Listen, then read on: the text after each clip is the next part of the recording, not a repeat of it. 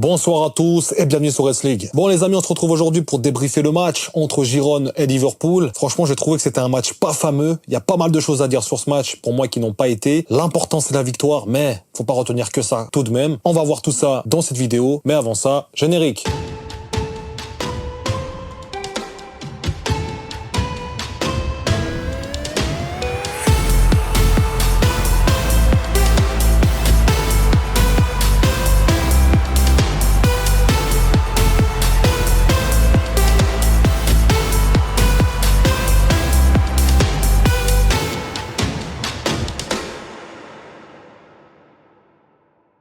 Les amis, juste avant que la vidéo ne commence, n'hésitez pas à lâcher un like, un commentaire, encore une fois, pour soutenir la chaîne pour Liverpool. Vous serez les boss et je vous en remercierai jamais assez. Donc les gars, on va regarder un petit peu le fil du match.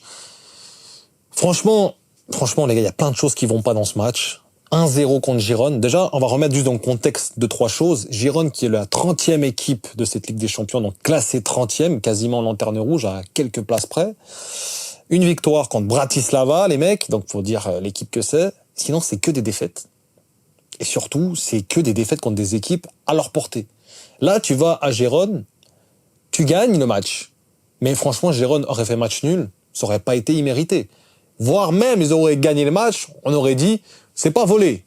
C'est pas forcément 100% mérité, mais c'est pas volé. Et c'est là où ça me dérange, c'est qu'ils ont eu énormément d'occasions, Gérone, surtout en première mi-temps. Le début de la deuxième mi-temps, déjà une occasion dangereuse. Et on a un Alisson aujourd'hui des grands soirs. Heureusement qu'il est revenu d'ailleurs, on va en parler après. Mais dans la physionomie du match, on sentait que Liverpool avait beaucoup de peine à percer cette défense. Ils étaient combien? 8 en défense? Ok, pas de problème. Tu joues ça quasiment un week-end sur 2 en première ligue. Donc t'as l'habitude. Donc pour moi, c'est pas vraiment une excuse. Ok, ils sont 8 derrière, mais c'est plus la qualité des déplacements. C'était vraiment pas bon. Plein de joueurs faisaient les mêmes appels. Donc ça soit Jones, j'ai vu pas mal d'occasions où Jones et Salah couraient au même endroit, faisaient exactement le même appel. Nunez, qui faisait les mêmes appels que à un certain moment que Diaz, il y avait pas mal de choses où on voyait qu'ils n'étaient pas coordonnés. C'est pour ça que je vous disais que le match reporté de ce week-end, pour certains, c'était à juste titre pour eux. On est là pour débattre, on est là pour donner notre avis. Donc s'il y en a qui sont pas d'accord, ils ont le droit. On est là pour ça, on est là pour discuter. Mais respecter l'avis des autres, ça c'est important quand même. Je rappelle quand même sur la chaîne que le respect est important. Pas mal de gens qui ont dit ce week-end que c'était bien qu'Everton soit repoussé. Moi, je trouve pas que ça soit bien parce que, ok, t'as plus de temps pour te reposer. Déjà, le match va être reporté dans des conditions que tu ne sais pas comment ça va être. Premièrement. Deuxièmement, t'as pas de match ce week-end dans les jambes. T'es censé arriver à Gérone. Et je dis pas dérouler forcément au score, mais maîtriser le match. Et là, on n'a pas senti une équipe qui maîtrisait le match. On a senti une équipe supérieure mentalement parce qu'ils ont des qualités techniques assez certaines. Et je pense que certains joueurs savent qu'ils sont bons et qu'ils sont meilleurs que d'autres. Mais il n'y avait pas cette qualité et il n'y avait pas cette maîtrise du match où tu dis ok, Gérone n'a pas existé ou Gérone a très peu existé et tu peux repartir tranquillement avec tes 3 points. Et en fait, il est là le problème. C'est que tu joues une équipe faible, il faut le dire les termes, hein, 9e de Liga, ou je sais plus combien, mais bref, très très bas en Liga, et tu foires. Et c'est pour ça que je dis que Liverpool, alors il foire pas, parce qu'il gagne le match, mais quand je dis qu'il foire, c'est la performance qui est foireuse pour moi. Elle est vraiment pas belle. Elle est vraiment pas belle, cette performance, et on s'attendait à beaucoup plus de Liverpool. En tout cas, dans la maîtrise du match, parce que 2-0, on va parler des faits de jeu, il y a la main de Roméo à la fin de match, je sais pas pourquoi ils l'ont pas sifflé, c'est une main incontestable qui est un petit peu décollée du corps, certes, mais qui empêche littéralement le ballon d'aller là où il veut aller. Donc, il aurait dû avoir un deuxième penalty. Mais même le tout, t'es obligé d'avoir un penalty pour gagner ce match. Sinon, tu gagnais pas ce match. Impossible de marquer un but. Déjà, impossible d'être devant en bonnes conditions. Gazzaniga en face a fait un très bon match comme gardien. J'ai retenu chez Gérone Bryan Gil qui a fait un bon match. D'ailleurs, on connaît un ancien de Tottenham, qui a très peu joué d'ailleurs avec eux. Enfin bref, c'est pas le sujet. Mais il y a eu quand même des joueurs qui étaient de Gérone, bon, ils étaient chez eux, ils étaient dans leur jardin, mais qui tenaient tête à cette équipe de Liverpool, et littéralement, ils la regardaient dans les yeux. Et encore une fois, il y a match nul. On dit pas que c'est un scandale, on dit plutôt que Liverpool a merdé. Et s'ils perdent, on dit bon, c'est pas forcément 100% mérité, mais c'est pas volé. Et c'est là où ça m'inquiète. Donc on va voir un peu ensemble, parce qu'il y a encore un match ce week-end contre Fulham, un match qui va être déterminant, sachant que Fulham, ils aiment bien emmerder les gros. On va en parler après en fin de vidéo. Mais avant qu'on passe à l'analyse des joueurs, je voudrais quand même saluer l'arbitre, qui a été quand même un très bon arbitre ce soir. Je trouvais qu'il était, ils en faisaient pas des caisses, il faisait ce qu'il fallait. Donc déjà, faut le dire quand c'est bien. L'arbitre a été bon ce soir. Bon, on va passer directement à l'analyse des joueurs. Donc, on va passer directement à l'analyse des joueurs. Moi, il y a un truc que je remarque juste avant de passer à ça, c'est les tirs cadrés, etc. Les gars, ça fait quasiment jeu égal. Alors, on a plus de tirs cadrés précis, mais c'est 15 tirs à 13, c'est 8 tirs cadrés à 3, ok. Mais c'est pour dire, en fait, on a fait quasiment jeu égal avec Girone. Alors, niveau possession de balle, on est largement au-dessus, je crois 68%, si je me trompe pas. Mais voilà, on connaît la possession de balle stérile, ça sert à rien. Et c'est ce qu'on a fait durant quasiment tout le match. Donc, on a eu quelques petites occasions, juste pour finir un peu ce truc-là, pour dire que Girone nous a vraiment regardé dans les yeux ce soir. On va passer directement à l'analyse des joueurs du coup. On avait dans les cages Alisson. Donc, Alisson, franchement, il a montré, je pense que quand il était sur le banc et qu'il voyait Keller performer, il s'est dit quoi, Alisson? Il s'est dit, moi, quand je vais revenir, je veux montrer que c'est moi le numéro 1. Et en tout cas, il est très bien parti parce qu'il nous a sorti un match parade exceptionnel, très sérieux, très bonne relance, il a tout qui était bien. Franchement, Alisson, il n'y a rien à dire sur ce match, il a été très très bon, et merci à lui, parce que je pense que sur la frappe de, je sais plus comment il s'appelle là, le numéro 10 de Girone, ça le rentrait, cette frappe, on était mal barré. Donc merci Alisson pour ce beau boulot, et très content de le voir de retour dans l'équipe. On avait du coup en latéral gauche Robertson. Alors Robertson, je le trouve peu convaincant personnellement. Offensivement, il fait tout le temps les mêmes frappes. Alors ok, c'est pas son rôle de prédilection de frapper, mais c'est quand même quasiment un piston le mec, donc il faut quand même qu'il, à certains moments, qu'il marque un peu des buts. Et surtout qu'il fait toujours les mêmes frappes au premier poteau, quoi. Il y a rien qui se passe d'autre, donc déjà au niveau de ça, c'est pas bon. Et même au niveau défensivement, il n'a pas été très rassurant. Des contrôles bizarrement manqués, des passes et des centres pas bien donnés. Donc en général, pas un très bon match de Robertson, encore une fois. Les mauvaises performances se répètent de la part de Robertson. Donc voilà. Après, ça n'a pas été catastrophique, mais ça n'a pas été très bon non plus. On avait du coup Van Dijk et Gomez. Alors Van Dijk, et RAS, pour le coup, il a été bon. Il n'a pas fait de boulette, il a été sérieux, il a été, encore une fois, un très bon, j'ai envie de dire, un très bon tutoriel pour la défense de Liverpool, de savoir comment se placer et de comment jouer. Parce que j'avais l'impression, des fois, qu'ils étaient complètement perdus sur le terrain et que Van Dijk était là, justement, pour dire à tout le monde, oh les gars, on joue ou on fait quoi, là? Vous voulez que je vous apprenne comment faire une passe, à comment faire une course? J'ai l'impression qu'il était là à leur expliquer comment il fallait faire les choses à certains moments. Et je trouvais ça très bien de sa part, mais d'un côté pas très bien pour l'équipe, parce que quand tu sais que ton capitaine est tellement frustré de voir son équipe ne pas trouver les solutions, c'est que des fois ça va pas très bien. Mais heureusement qu'on a un homme comme lui dans l'équipe, parce que sinon je pense qu'on aurait des complications au niveau du leadership. On avait du coup Gomez qui répète une mauvaise performance. Encore une fois, contre Newcastle, on était là, bon, vas-y, c'est le premier match titulaire, ok, machin, on trouvait des petites excuses. Mais là, les gars, quand il se fait dribbler par Danjuma, quand il se fait faire le petit pont, quand il recule, il est presque à tomber par terre, il fait des roulades arrière. Ça commence à devenir compliqué, Gomez. J'ai l'impression que il a tout ce qu'il faut pour être bon, mais voilà, il est pas bon. C'est Gomez. On a l'habitude avec ce joueur. J'ai quand même confiance en lui pour dépanner quelques matchs, mais c'est pas satisfaisant aujourd'hui. Il y a quasiment un but qu'on se prend, si on se le prend, à cause de lui. Donc c'est pas satisfaisant. Encore une fois, Gomez, faut vraiment qu'il se réveille. Parce que défendre en reculant, et mec, t'es pas Van Dijk. Va faire le stopper, va sur le joueur. Arrête de tout le temps reculer. Et quand il recule pas, il se prend des petits ponts. Alors c'est normal que le mec, il est pas en confiance. Tu te prends des petits ponts à tout va, contre Gordon, là, encore une fois, contre Danjuma. Ça commence à faire beaucoup, Gomez. Donc j'espère vraiment qu'il va réélever son niveau de jeu, parce que là, c'est vraiment pas bon de sa part. On avait du coup Trent Alexander-Arnold qui a fait un match moyen. Je veux dire qu'il a fait un meilleur match que Robertson, je trouve. Mais défensivement, ça a été très compliqué aussi. Il se faisait bouffer avec Gomez. Tu vois que Gomez, Arnold, fait pas bon ménage. C'est très compliqué.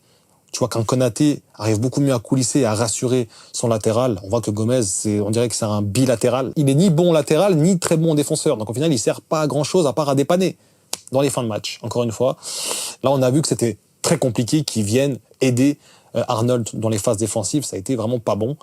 Donc voilà. Sinon, Arnold, il a fait un match assez sérieux. Il a fallu mettre un magnifique coup franc. On connaît la frappe d'Arnold. Mais sinon, ça a été un assez bon match de sa part. On avait du coup au milieu de terrain, on n'avait pas McAllister. Donc, juste aiguillez-moi les gars, par rapport à McAllister, est-ce qu'il a été suspendu? Mais ça n'a rien à voir, parce que c'est avec la Première Ligue.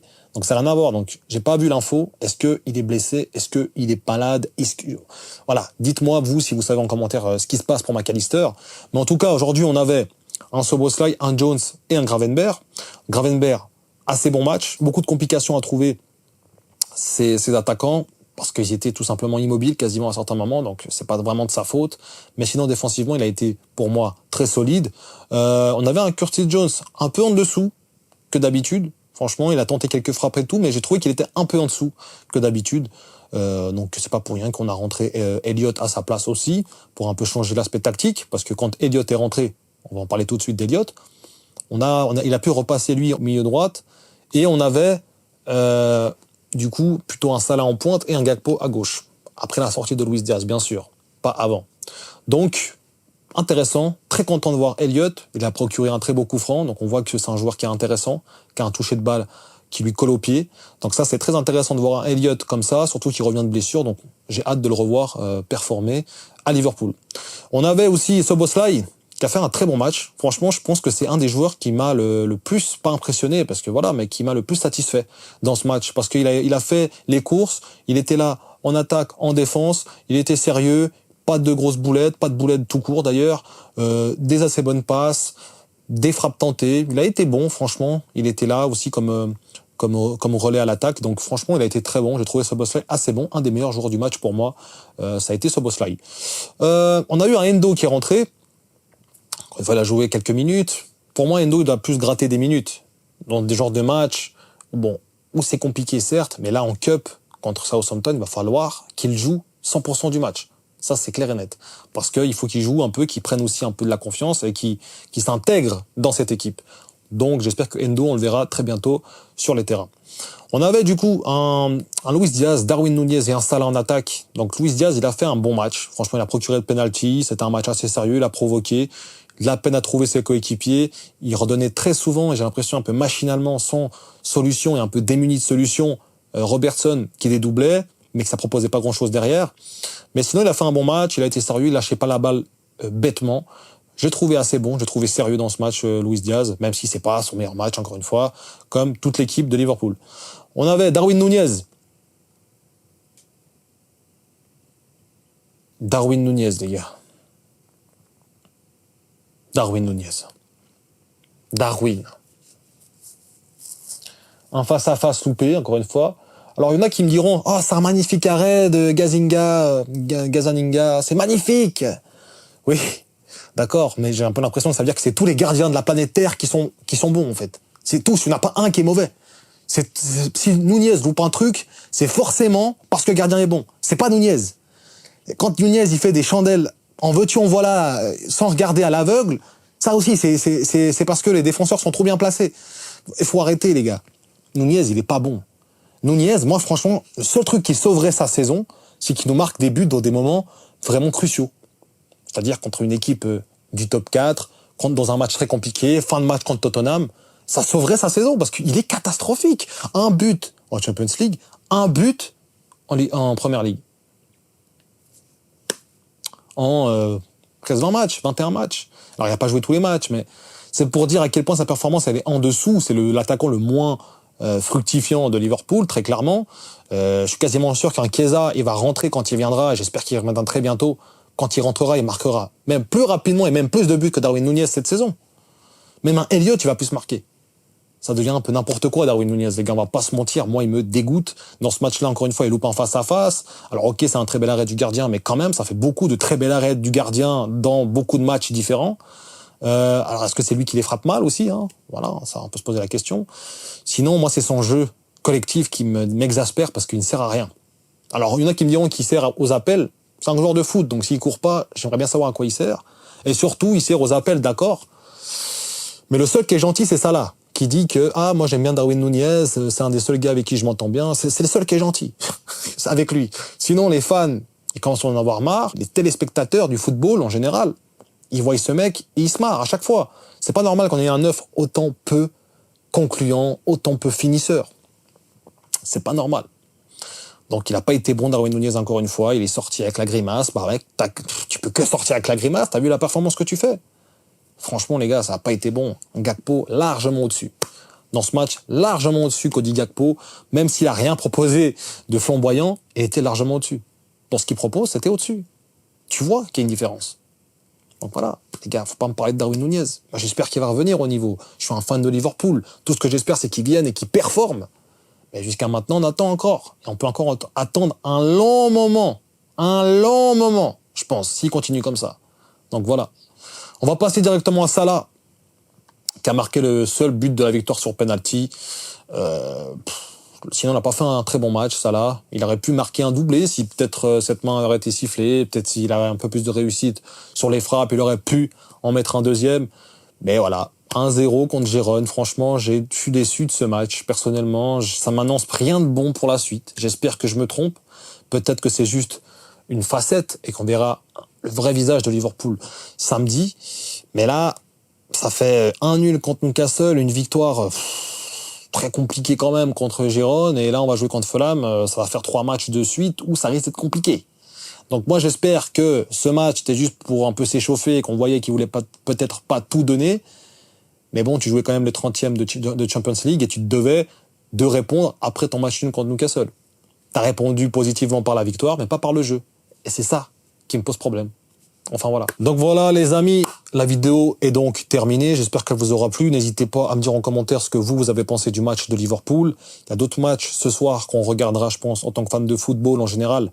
On verra le Real Madrid-Atalanta par exemple. Atalanta-Real Madrid plutôt dans le bon ordre. Et on verra sûrement d'autres matchs intéressants aussi ce soir. Mais voilà, ce match de Liverpool nous laisse un peu sur notre faim, je trouve. On a une victoire, c'est l'important. Nous, on se retrouve samedi pour le match entre Liverpool et Fulham. On espère que Liverpool vont se réveiller et vont répondre de manière très positive, sachant que l'année passée, ce match-là a fini à 4-3 avec une victoire à l'arraché. 4-3, les gars. 3 buts on s'est pris à Anfield. Donc j'espère que ça sera pas le cas. Avec un Gomez en défenseur central, franchement, je pense qu'on va se prendre un but de sûr. Maintenant, est-ce qu'on va gagner le match de manière sereine? Ça, c'est une autre question. On aura la réponse samedi. D'ici là, prenez soin de vous. Et surtout, n'oubliez pas...